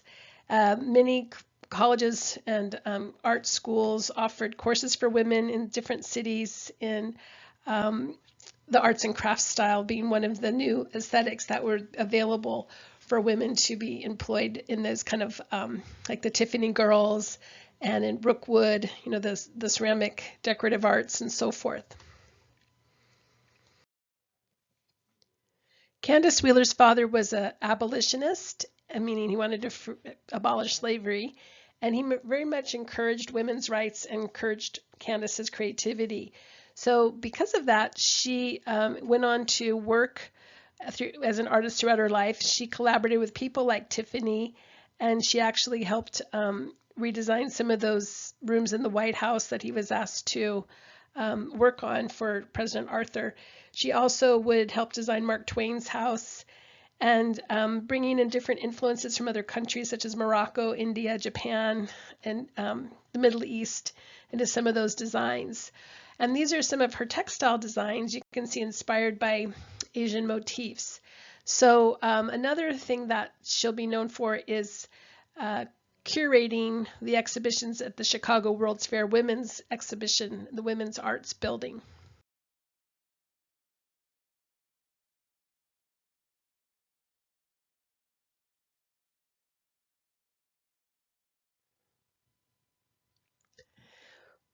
One of the big impacts that Wheeler had was this founding the Society of Decorative Arts, and that shop that sold these custom-made goods made by women. And leading artists were hired or hired to teach or to judge the exhibitions at the society. And again, the other notable impact is the fact that she had a lot of social contacts. So she encouraged women of means to come and patronize this shop that was showing, featuring work done by women and giving women more economic opportunities. At age 66, she was asked to serve as the interior decorator for the Women's Building at the Chicago World's Fair, and she was also organizing the exhibition featuring women's art and crafts that would go inside this particular building. The outside of the building was designed by a woman, Sophia Hayden, as you can see, kind of in this neoclassical style. And the interior was filled with exhibitions of women's fine art, crafts, and industrial products, and also featuring ethnic artwork from around the world. So she devoted a lot of time to this, and she also spent much of her life writing books and articles on decorating and textile arts.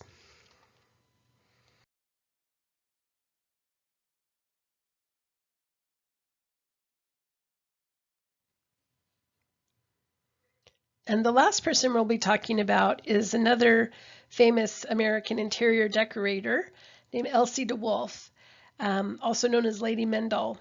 And she wrote the book in 1913, The House in Good Taste. And so she also had quite a few contacts with society women in New York, Paris, and London. And she was engaged in transforming the wealthy's homes from Victorian style into a lighter, fresh 18th century French style, sort of French neoclassicism, like the style of Louis XVI, and also bringing in elements of Directoire and Empire. So she hated William Morris look, that kind of heavy furniture with dark wood and that type of wall cover with all the floral print. As a matter of fact, when she went to school when she was 13, she came home and her parents had re-wallpapered their house inside with some William Morris wallpaper.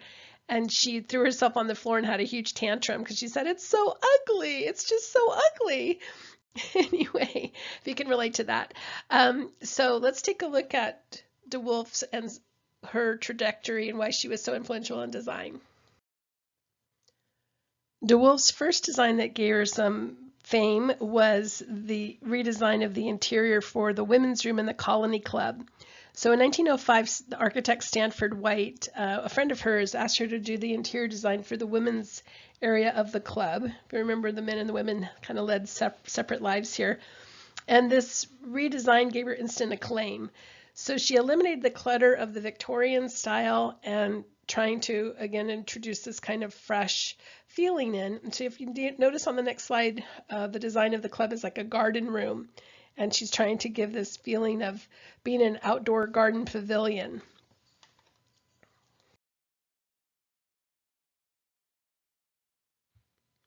So again, here's showing the Victorian taste in rooms in the late 1800s.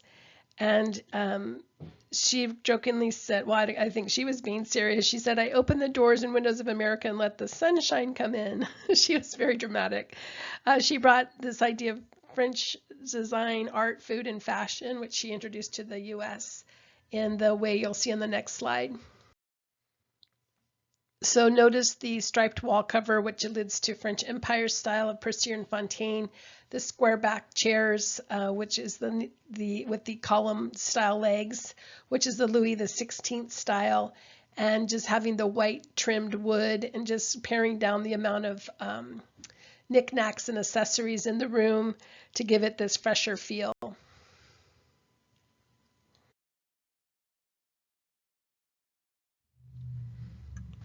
Although Candace Wheeler was also said to be one of the first women professional decorators, others say that Elsie DeWolfe really invented the profession of interior design and recognized it as a career, as early as 1900, 5 years before she actually received her commission for the Colony Club.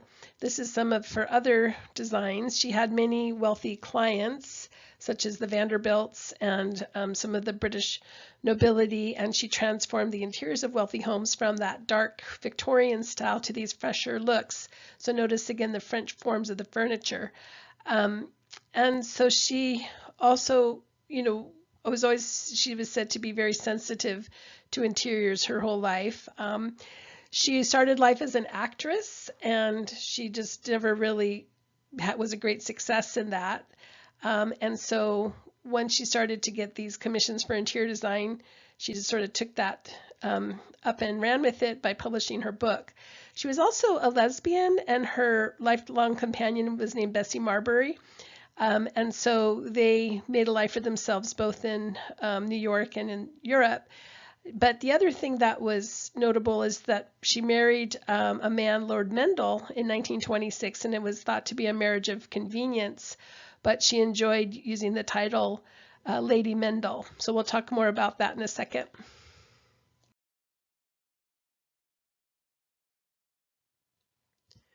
At her personal residence, Villa Trion in France, right outside of Versailles, she lived with Lord Mendel, but she actually had a pet cemetery with tombstone on it for her dogs that read those, "This is the one I love the best." Anyway, the reason, if you've ever heard that Cole Porter song, when Lady Mendel does cartwheels and lands on her toes, anything goes, that song Anything Goes.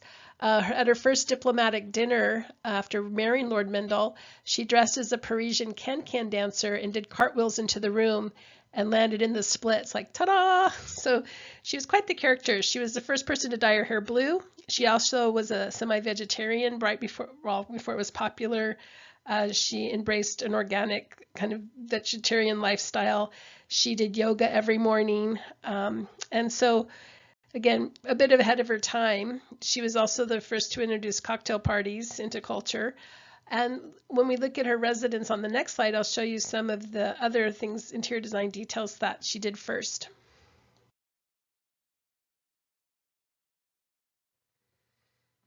Elsie DeWolfe was also the first to use animal print textiles in interior design, as you can see with these animal printed pillows in her own residence, and also using kind of an eclectic mix where she's taking French forms of furniture, if you notice the tabouret or that stool, and then using some kind of unexpected fabric from another culture with it. So blending like that in unique and creative ways was one of the hallmarks of her style. In her own residence, she had her pillows embroidered with her personal motto, which was never complain and never explain. When you look at the residence now, you can see it doesn't seem very innovative to us, but if you consider the types of furniture and everything that had been popular prior to this time, it looks quite modern. So she's taking that form of the divan, the Turkish sofa that extends around the wall, or that platform, and creating this upholstered piece. And then using the French boiserie and like the mantle, from the French Louis the 15th and Louis the 16th periods. And so again, creating this kind of eclectic mix of elements that you'll see on the next few slides. And then notice on the last slide, she's also got the tent stripes on the walls, similar to the Percier Fontaine treatments they did at Malmaison for Napoleon and Josephine. So again, this is Elsie DeWolfe.